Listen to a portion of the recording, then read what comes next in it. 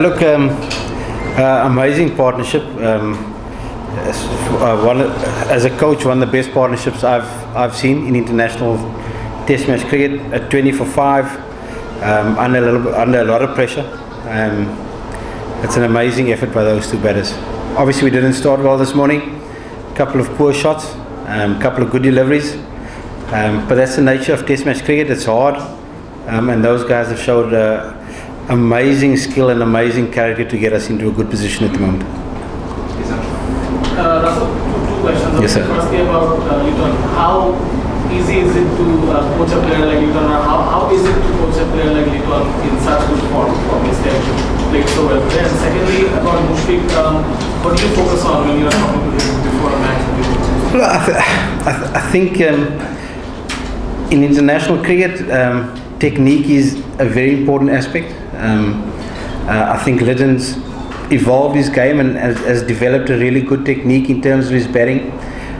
With that, also a good routine in his preparation. I think he's found over the last year and a half a good way of preparing for Test matches, knowing when to do the work and when to not do the work. So he's worked out a really good routine.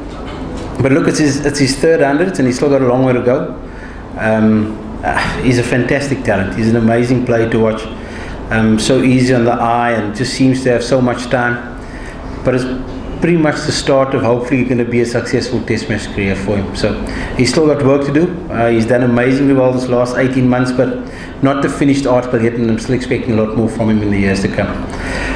Regarding Mushfiq, I'm sure all you guys see that he hits more balls than anybody I've ever seen or anybody I've ever worked with. Amazing determination and desire to do well. But I think a lot of players at international level just want a little bit of love and support, and particularly when things are not going well, feel that they're being backed. For sure, he's worked a little bit on his technique over the last couple of games, but he knows how to get runs. So it's all about supporting players when they're going through a bad run, and you don't just get rid of quality players like that if they're going through a bit of a slump. So just being patient and backing their ability. With those two out there at 24 for 5, I mean, you still had some hope, I'm sure, of them to not at 200 maybe, but no. Look, Test match cricket turns so quickly. We've still got Mossadegh to come, so having that extra bit of cushion also helps us a little bit. Nobody knew what's going to happen, but a fantastic, one of the best partnerships I've seen in international cricket that I've been involved in. Russell, Mominul and Linton were bowled in incoming deliveries in back and Chicago. Today, Shampo was bowled in an incoming delivery as well. So left-handers are struggling against incoming deliveries. Why do you think that is happening? Yeah, look, I think, and Shantu probably the first to admit it wasn't his best shot. He's a more organised, tighter player than that, but he's still got a lot of learning to do in international cricket. He's got all the ability. I think he can be a fantastic player for Bangladesh. And people must remember, when you think of Lytton's first 15, 16, 17 Test matches, also a lot of question marks asked about him. So much ability, hasn't averaging 20, 21. He's now averaging nearly 40, 36, 37. So he's still learning. Batting at the top of the order, never easy. Coming against the new ball under a little bit of pressure. So he'd be the first to admit it wasn't his best shot. But I know he's a quality player. I've seen the way he practices, the way he plays, his ability. It's all about just learning about batting long periods of time in international cricket. Coach, Mominul said it mentions that he didn't bother about his form. What did you think? Why is it he did not bother about his batting form? Because he's got a fantastic record. He's got the most hundreds in Bangladesh cricket. He's got 11 Test hundreds in, I think, 51 Test matches. I mean, you've got some fantastic players in that team. Of Mushfiq's got his 9th in maybe 75 Test matches. Mominul's got 11 in 53, 54. So he knows how to get runs. And all players go through slumps in form, and all players lose a little bit of confidence and belief. As coaches, it's your job to support those players in those times and make sure that they get out of those slumps at certain stages, because they're all going to go through it. Do you think he is in off form? Do I think he's off form? Yes. I don't think he's off form. He's just out of runs. He's not getting runs. I watched him in the nets. Even this morning, he looked really good. His positions were really good when he batted. So he's out of runs, not out of form. Okay, last 3 questions. Rosat, beginning of the Bangladesh innings, the behavior of the wicket surprised you? No, very good wicket. I thought it was a good wicket. Very few dismissals. Maybe Momlu got quite a good ball that stayed down a little bit, but good wicket. Good wicket. Mushi is not going to play for Bangladesh in Windies for his personal reason. Yes. As he is in top form, Bangladesh is going to miss someone in the middle. Absolutely. But it creates an opportunity to develop the next player. Because like I've always said, the Mushfiqs, the Shakibs, Tamim's not going to be around forever.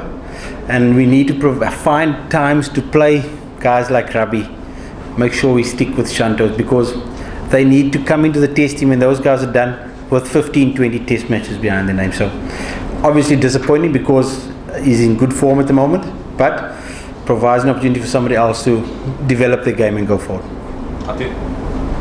Well, do you think that Mumnur needs to reorganize his batting technique or something like that because he's going for a slump for a long time?